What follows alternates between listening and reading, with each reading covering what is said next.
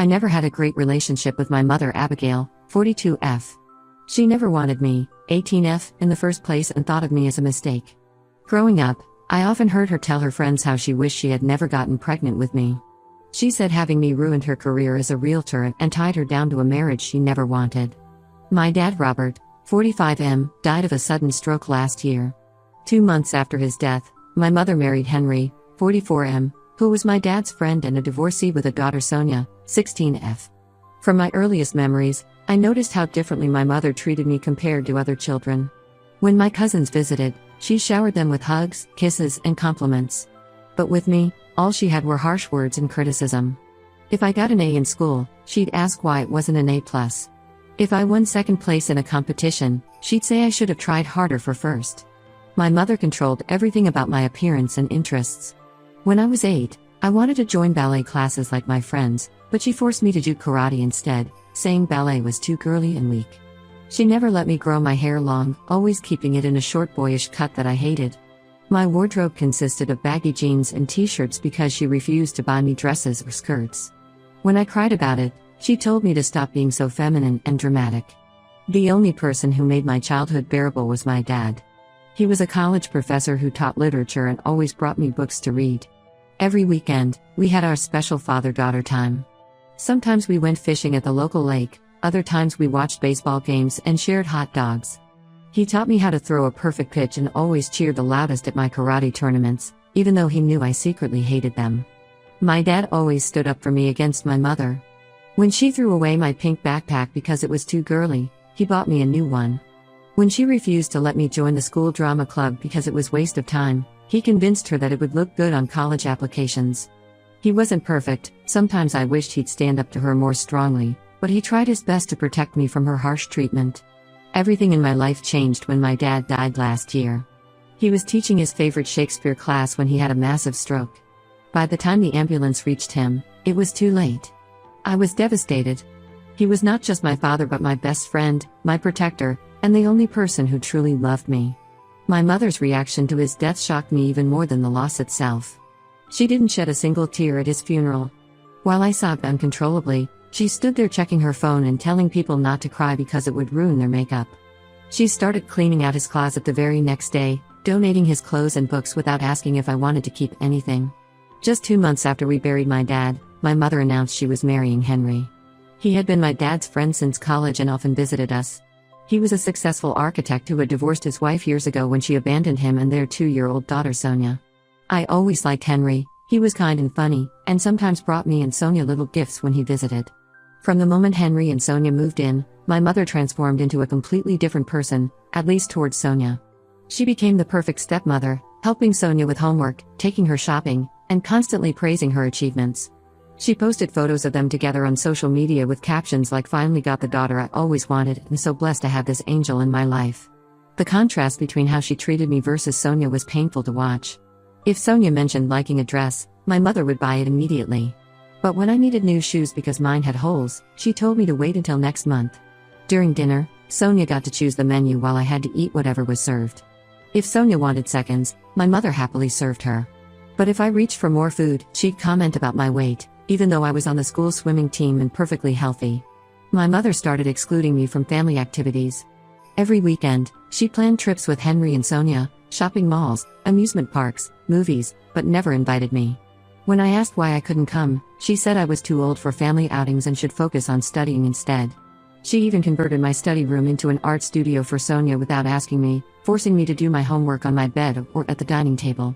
Things got worse when my mother began poisoning Henry against me. She twisted everything I did to make me look bad. If I spent time in my room studying, she told him I was being antisocial and refusing to bond with my new family. If I went out with friends from the swim team, she claimed I was being rebellious and staying out late, even though I always returned by curfew. When I got a part-time job at the local library, she told Henry the first was trying to avoid family time. But Henry wasn't easily fooled. He often defended me and questioned my mother's accusations. This only made her more determined to get rid of me. Last month, she suggested selling our house and moving to a new one to make fresh memories as a family. What she didn't mention to Henry was that the house belonged to my dad and he had left it to me in his will, though I couldn't inherit it until I turned 21. Henry refused to move, saying changing schools would disrupt both mine and Sonia's education. My mother was furious but couldn't show it. Instead, she became extra sweet to me when Henry was around but treated me horribly when he wasn't looking.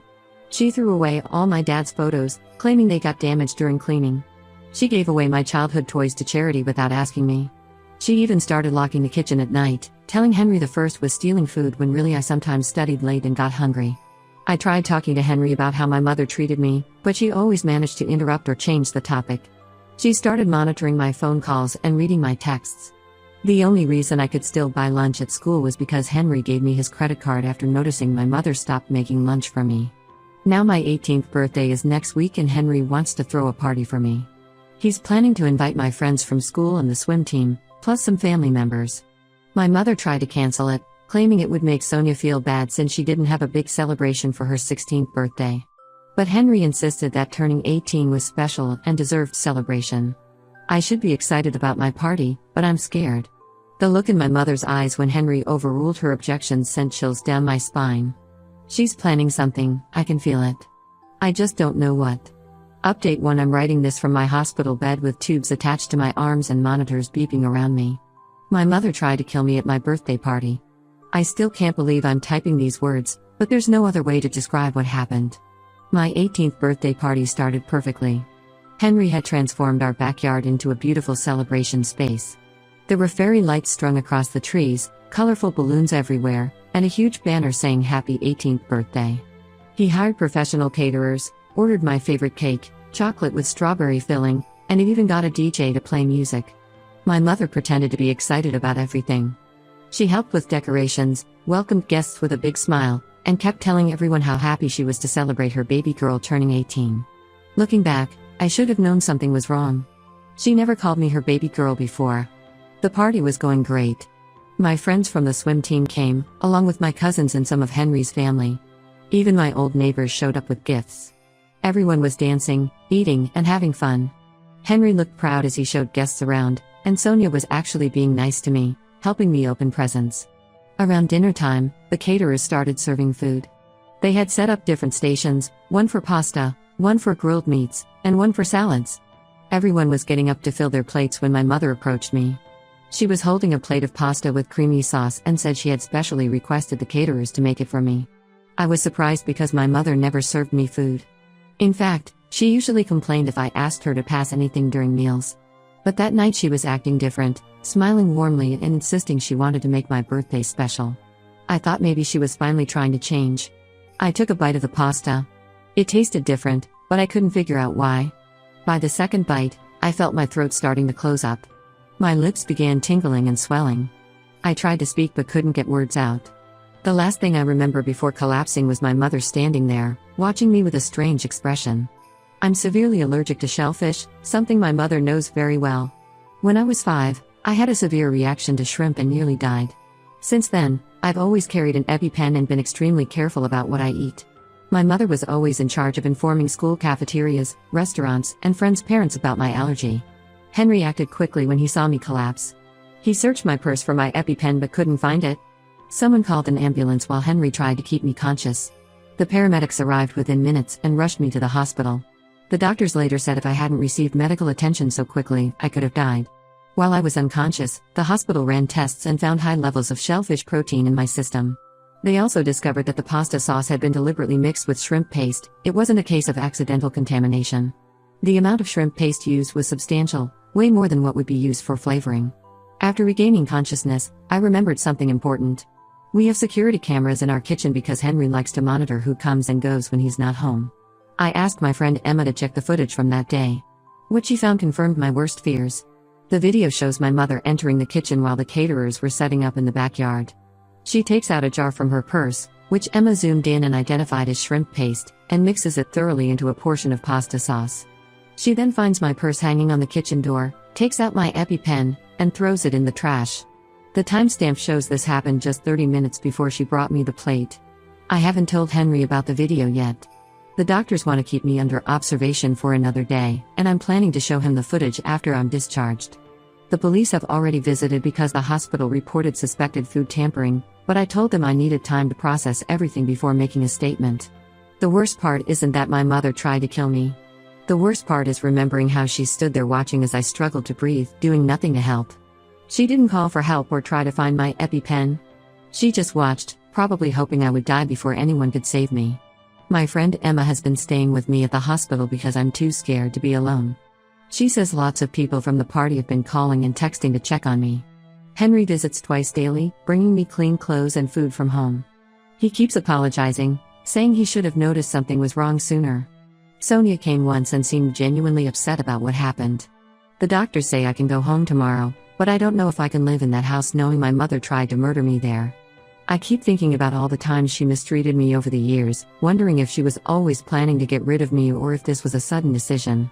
Either way, I know I need to show Henry the video. He deserves to know the truth about the woman he married.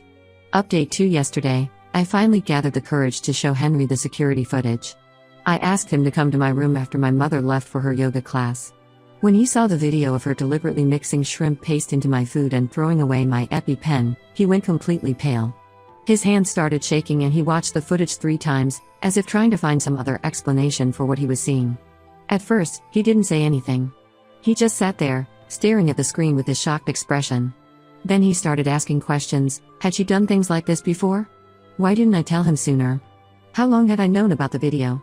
I explained everything, how my mother had always treated me badly, how she changed after marrying him, and how she became obsessed with creating a perfect family with just him and Sonia.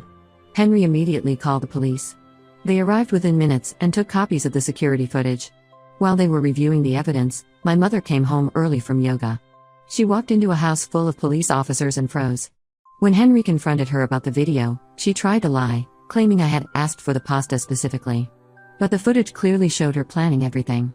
The police arrested her right there in our living room. As they were handcuffing her, she started screaming that everything was my fault. She said I was the reason her life was ruined, that I had trapped her in a marriage with my dad, and that I was now trying to ruin her second chance at happiness. She even blamed my dad, saying he had forced her to keep me when she wanted an abortion. During questioning at the police station, my mother finally broke down and confessed everything. She admitted she never loved my dad and only married him because she got pregnant with me. She said she had been planning to leave him just before he died. She also revealed that she married Henry so quickly after Dad's death because she knew he was wealthy and she wanted to secure her future. The police found disturbing text messages on her phone. She had been discussing her plan to kill me with someone for weeks. The messages talked about how to make it look like an accident and mentioned my shellfish allergies specifically. The police are still investigating who she was texting with, but they think it might be someone from her yoga class. Henry was devastated by all these revelations. He kept apologizing to me, saying he should have seen the signs earlier. He immediately filed for divorce and got a temporary restraining order against my mother. He also contacted his lawyer to start adoption proceedings, saying he wants to legally become my father if I'm willing. The police investigation uncovered more shocking details. After my dad died, my mother had somehow gained access to his accounts and transferred large sums of money to a secret account in her name. She had also been trying to find ways to sell our house before I turned 21, even though it was left to me in Dad's will. Sonia is struggling to process everything. She came to my room last night crying, saying she felt guilty for not speaking up sooner about how badly my mother treated me. I told her none of this was her fault. She was just a kid who got caught in the middle of my mother's twisted plans. The district attorney is pressing attempted murder charges against my mother.